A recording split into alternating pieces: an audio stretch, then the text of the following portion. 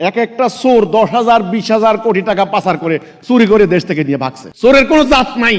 আগে দেখতাম চোরের চেহারার মধ্যে চোর চোর একটা ভাব ছিল, গালটাল ভাঙা, চুলটুল আউলা জাউলা, চোর দেখলে বুঝা যেত চোর।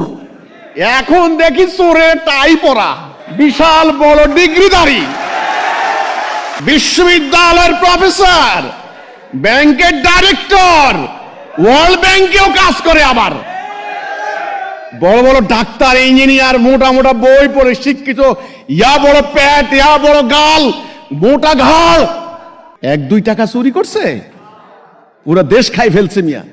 আগে 50 টাকা ঘুষ খাওয়ার প্র্যাকটিস করছে, চিন্তা করছে হাত বাড়ানো যায় কিনা, এগুলো ভালোই মজা, ভালোই মজা।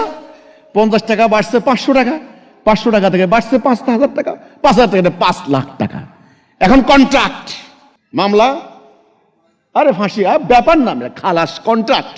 ডাক্তারে কন্ট্রাক্ট করে রুগী বাঁচায়, উকিলে কন্ট্রাক্ট করে আসামি খালাস করায়, সব কন্ট্রাক্ট। চাকরিতে কন্ট্রাক্ট করে চাকরি দেওয়ায় কোনো সমস্যা নাই। আল্লাহর আইন দ্বারা বিচার না করলে চোর বড় ডাকাইত হবে।